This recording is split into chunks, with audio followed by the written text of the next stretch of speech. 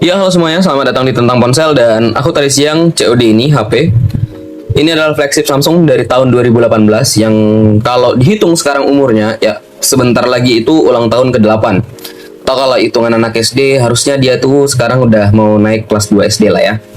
Dan HP ini aku beli di harga yang murah, yaitu 450.000 dengan kondisi yang ya udah lecet-lecet gini, dan tombol-tombolnya ini udah copot-copot diganti sama 3D print sama orangnya. Dan anaknya masih kuliahan gitulah. Dan belakangnya juga lecet gini tapi nggak ada retak dan lain sebagainya. Dan ya sudah, mari kita review HP ini. Ya, dilihat di sini di depan ada layar, ukurannya itu cukup kecil yaitu 5,8 inci, dan juga ini layarnya Super AMOLED dan juga lengkung ya atau edge gitu. Kemudian di bagian atas ini ada iris scanner. Di sini ada dedicated iris scanner, kemudian ada speaker dan juga ada 8 megapiksel untuk kamera depannya yang mampu merekam di 1440 pixel di 30 fps. Dan juga kita lihat di bagian atasnya ini ada slot untuk kartu SIM, ada garis antena, di bagian kanan ada tombol power yang udah diganti sama 3D printer dan juga cukup lecet lah di bagian kanannya. Kemudian di bawahnya ini ada speaker, ada mikrofon, ada USB Type-C, ada audio jack 3,5 mm dan juga ada garis antena lagi. Di bagian kirinya ini ada tombol untuk down dan juga ada tombol untuk volume up. Dan ini adalah tombol Bixby, asistennya dari Samsung gitulah. Dan juga kita lihat bagian belakang, di sini ada untuk sensor heart rate dan lampu flash. Di sini ada sensor fingerprint.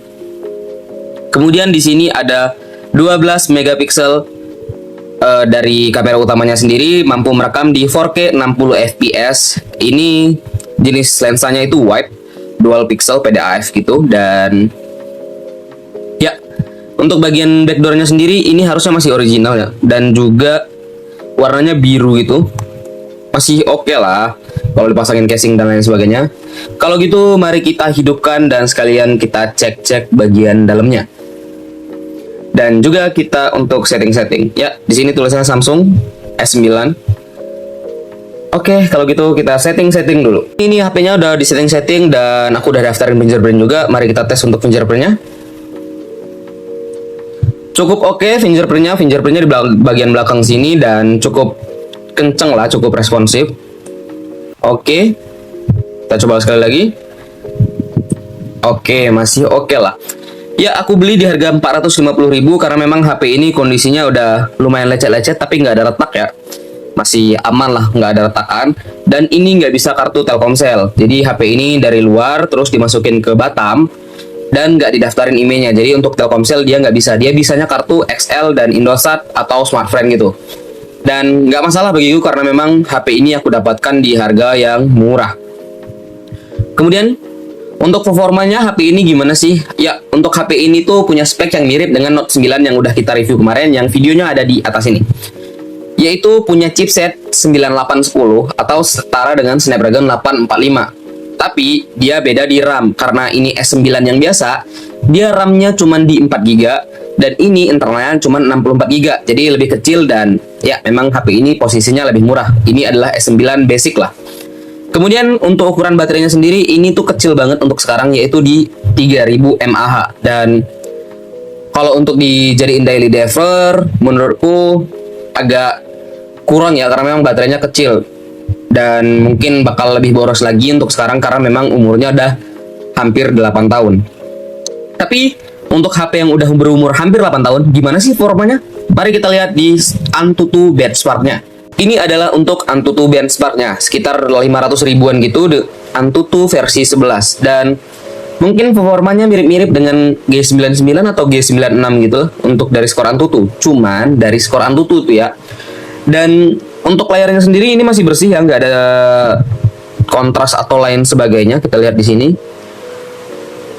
nggak ada kontras atau green screen gitu, jadi masih oke lah ya di 450.000, nggak ada kendala gitu. Dan mungkin kalau kalian pengen pakai di Samsung Dex, HP ini masih bisa karena memang HP ini seingatku HP yang support Samsung Dex juga, S9 ini.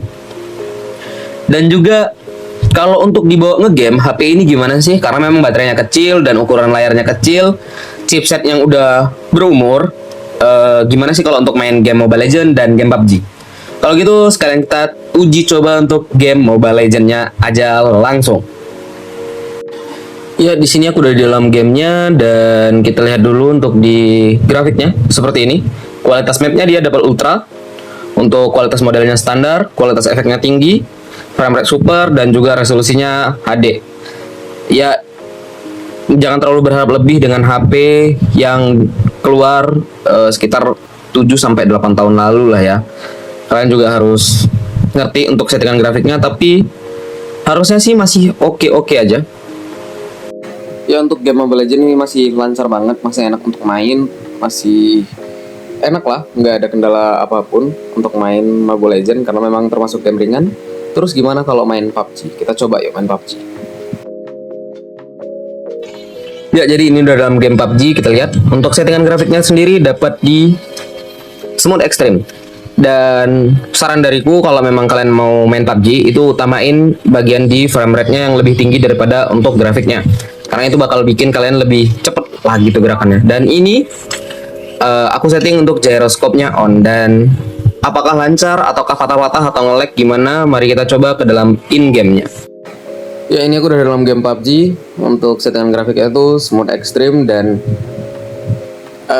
nggak senyaman itu juga sih karena memang ukuran layarnya yang kecil dan juga ukuran handphonenya juga kecil kan. Jadi terasa penuh lah gitu layar sama jari-jari. Cuman untuk secara frame rate sih nggak ada frame drop yang terlalu berarti ya. Paling kan karena tanganku basah jadi agak licin lah untuk main PUBG di HP sekecil ini juga lagian kan. Dan untuk gyroscope sih nggak ada delay juga, masih nyaman lah ya untuk gyroscope dan lain sebagainya. Cuman terasa sedikit panas di bagian belakang karena memang HP-nya kecil tadi. Penyebaran panasnya itu nggak begitu bagus ya. Untuk pendinginannya juga agak kurang. Saran gue sih kalau kalian punya S9, enaknya itu kalian pasang cooler untuk di bagian belakangnya. Untuk S9 atau S9 Plus juga boleh lah pasang cooler karena memang mesinnya sama-sama aja kan. Exynos 9810 atau yang Snapdragon pun sama aja. Snapdragon 845 itu mesinnya setara-setara. Jadi enaknya dipasangin cooler di bagian belakang kalau kalian memang pengen main PUBG Mobile. Tapi sejauh ini sih frame rate nggak ada yang cukup berasa dan masih aman-aman aja. Nggak ada keluhan lah untuk di bagian frame drop. Ini karena belum ketemu musuh juga ya. Karena aku turun di Georgopol ini nggak serame itu. Biasanya sih cukup rame lah di Georgopol. Tapi ini lumayan sepi. Padahal ini jalur pesawat. Dan ya bisa dilihat untuk main di HP ini cukup lancar lah. Ya mungkin nggak selancar-lancar HP-HP zaman sekarang, apalagi flagship nggak selancar itu. Tapi kalau dibandingin sama entry level HP harga sejutaan atau 2 jutaan kayaknya masih bisa dibandingin deh. Untuk HP-HP dengan chipset setara harusnya masih bisa dibandingin. Dan tapi kalau untuk dibawa ke kompetitif ini nggak bisa ya. Karena memang ukurannya kecil dan juga baterainya juga udah boros, lumayan panas. Versi Androidnya yang udah jadul, udah jauh. Jadi saranku kalau kalian memang pengen kompetitif, jangan beli S9 ini kalau kalian pengen mau beli. Kalau memang uang kalian kurang ya coba tabung lagi atau kalian bisa beli di S10e. S10e jauh lebih recommended lah untuk main PUBG Mobile. Ya kalau S10e juga kecil sih sebenarnya. Cuman itu jauh lebih baik dibandingkan HP ini. Itu jauh lebih baik. Ya, jadi tadi adalah game Mobile Legends dan PUBG dan menurutku masih oke lah ya.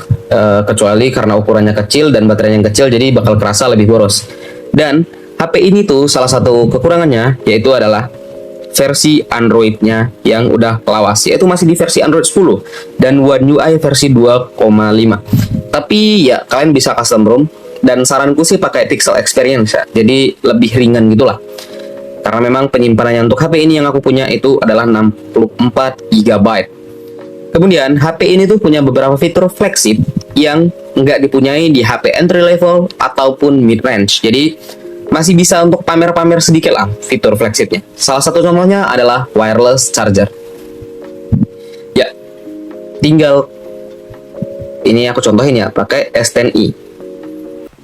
Tinggal kalian tempel aja di chargeran kalian yang wireless dan ya ngecas. Itu adalah fitur yang cukup oke lah ya untuk HP-HP zaman sekarang, karena HP ini juga aku beli murah. Dan salah satu fitur andalan lainnya adalah fitur Samsung DeX. Ya, Samsung DeX. Di S9 ini udah punya Samsung DeX dan bisa kamu pakai atau kalian pakai lewat kabel atau nirkabel juga bisa. Dan ya, itu oke banget untuk HP di harga 450.000. Dan kalau kalian masih punya Samsung S9 ini, komen dong keluh kesahnya. Dan kalau kalian pengen beli, coba cari aja di marketplace, di Facebook, di tempat kalian tinggal. Ya, jangan bandingin dengan aku yang tinggal di Batam dan juga beberapa minus yang HP ini pakai. Ya, jadi wajar aja aku dapat murah. Oke, untuk kalian yang suka video ini, kalian boleh like, komen, dan share. Dan jangan lupa subscribe. Thank you.